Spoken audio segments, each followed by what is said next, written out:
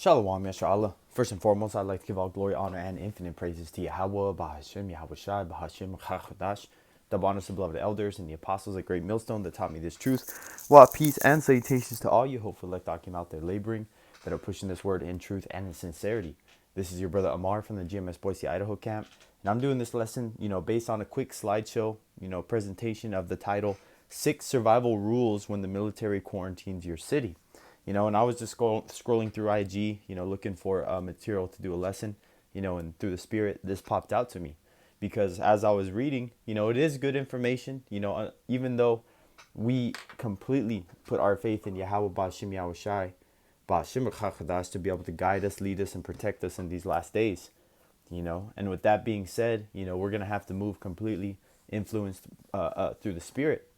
And with that being said, there's certain things that we're going to have to do in survival mode, and to be able to prepare your mind and your spirit before these dark days come ahead, it is very important. And so the first scripture that came to my head was Revelation 16:10. And the fifth angel poured out his vial upon the seat of the beast, and his kingdom was full of darkness, and they gnawed their tongues for pain. And I looked up that Strong's concordance in the blue letter for that word darkness, and that word darkness is, as this reads, Strong's G 4656 skatao. skatao. So what that means is to obscure or blind. This is the point, literally or figuratively. So it can be applied to both. And we understand that darkness, that gross darkness to people, is talking about those that are not in the truth. First and foremost, with the spiritual eyes to see, with the light, to be able to have a light to guide them. They're in darkness. So first and foremost, this is spiritual. But secondly, there is going to be blackouts. There is going to be people that don't know what the hell's going on, because this is the biblical usage definition. This is to darken, cover with darkness, or a medef, which is a metaphor, short for metaphor, to darken or blind the mind. Whoo, man. And so we know that these people, when so-called quarantines start to happen, are going to really start to be moving in darkness. They're going to be stumbling around like a blind man, not knowing to go left or to go right. So with that being said, I'm going to share a couple of these slides with you, and Lord willing that it's edifying, and what I like to take is from this lesson, and I hope that I can bring is, to just use these quick tips, to store in the back of your head. It's not like this is, the forefront of our ministry of telling you how to survive the apocalypse. But hey, man, these things could help you, and that's why the elder Mawatazak out there in LA said this truth should push you to be the best version of yourself, mentally, spiritually, first and foremost, but also physically. Because your physical strength and your physical well-being goes hand in hand with the spirit, goes hand in hand with you, being of a sound mind, making sure that Esau's toxins don't get built up, make sure your blood's flowing right, make sure your hormones are working correctly, and all that applies to how much physical activity you put on your body. So again, as the great words of Elder Mawatazak, that I took, and it's going to be ingrained in my head, man, this truth is to bring us the best version of ourselves, spiritually, mentally, and physically, because we are going to have to do things in these last days. If you're not preparing to put a motherfucker down, man, in these last days, then you hey, man, because it might get to that. Not saying you're going to be out there, but hey, man, that's how bad things are going to get. This is continuing. This is 72 hours as a ghost. The first 3 days are the most violent, as unprepared citizens panic for resources. Lock your doors, cover your windows, and do not make a single sound until the initial wave of looting ends, which pretty much they're saying wait until it comes to you, but it's saying, don't make yourself a target. Don't go out there, when people are looking for resources. This is beware of safe zones, so-called. We talk about the FEMA camps. We talk about the quarantine camps. We talk about the, come to us for peace and safety. This is beware of safe zones. Government-mandated evacuation camps are choke points, cramming thousands of terrified, potentially infected people into a stadium. Guarantees mass transmission. Stay isolated. Kill your trackers.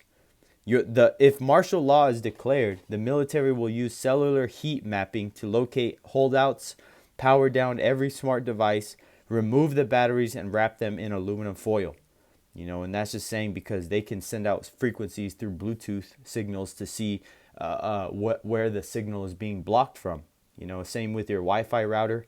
But Esau doesn't need technology, man. He can see you from space. He has thermal imaging cameras in this, that can zoom in on an ant. Crazy. This is don't go to the hospital. During a lethal outbreak, hospitals instantly become the highest density infection zones. If you go seeking help, you are walking directly into the epicenter of a pathogen. And they showed you that in the movie I Am Legend, which is similar to this picture that I'm showing you here on this scene. This is avoid stairwells, never use elevators, and avoid the main stairwells in high-rise.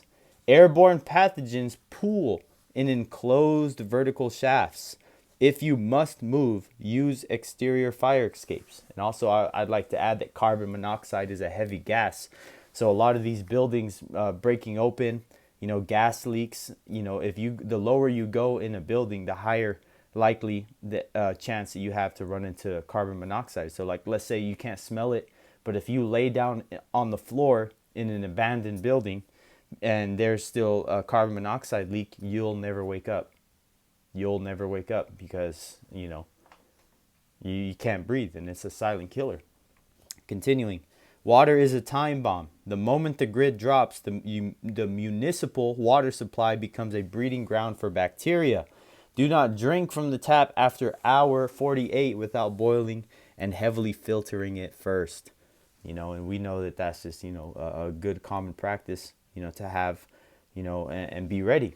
So, the next scriptures that I want to get, because reading all that, Salakia, I'm going to go all the way to 2nd Esdras 16, Salakia, and around the 40th verse, I want to say. Yes. This is 2nd Esdras 16. I'm going to start at 39. Even so shall not the plagues. Here, you know what? I'm going to start up a bit. There's a little bit more meat on this bone I got to get off. This is 2nd Esdras 16 and 37. Behold, the plagues draw nigh and are not slack. And that's why we tell you to prepare your spirit now. Prepare yourself. Prepare your mind, body, and spirit for what it's about to go through. Verse 38, as when a woman with child in the 9th month bringeth forth her son, within 2 or 3 hours of her birth, great pains compass her womb, which pains when the child cometh forth, they slack not a moment. Verse 39, even so shall not the plagues be slack to come upon the earth. And these plagues are talking about these different trials and tribulations that, I talked about, running from marauders, getting resources, boiling water, staying out of the light, staying out of Esau's way of his robot dogs, his micro mosquito robots, whatever, man. We're going to have to, stay away from these sorrows that shall come upon every side. This is 2nd Ezra 16 and 39. Even so shall not the plagues be slack to come upon the earth, and the sword and the world shall mourn, and sorrows shall come upon it on every side. Hey, man, that's everywhere in the world is going to be going through, but it's going to be especially worse and violent here in Babylon the Great. Verse 40, this is the point. 2nd Ezra 16 and 40. O my people, hear my word. Make you ready to the battle, and in those evils be even as pilgrims upon the earth. And if you go into the word evil or evils, it goes into hard times or bad times. And when you go into the word pilgrims, it goes into somebody seeking righteous refuge. That's why they call the pilgrims coming over here the Puritans. They're looking for a place where they can, have freedom of their religion, et cetera, et cetera. Sob story of the Edomites coming over here, man. But the point being is that we are going to be those real pilgrims seeking righteous refuge, because only an Israelite is scattered through the diaspora. Only an Israelite is under the curses, and only an Israelite is out of our home seeking righteous refuge.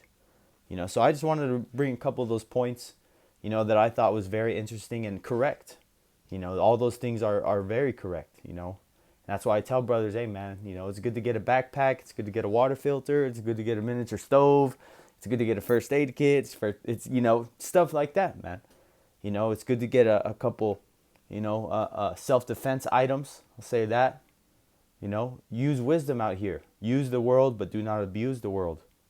And that's just, the message I have to bring today, because, hey, this world is crazy, and being prepared with a couple gold nuggets and a couple words of wisdom will go a long way in those last days, especially when you put all your eggs in the one basket, as they say, and trusting in Yahweh Ba'Shem, Yahushai Ba'Shem Kakwadash to lead us, guide us, and protect us in these last days. So, Lord willing, that this lesson was edifying unto the elect. Till next time, I would like to give all glory, honor, and infinite praises to Yahweh, Bahashem, Yahushai, Bahashem, Rachachodash, and double honors to beloved elders and the apostles of the great millstone that taught me this truth.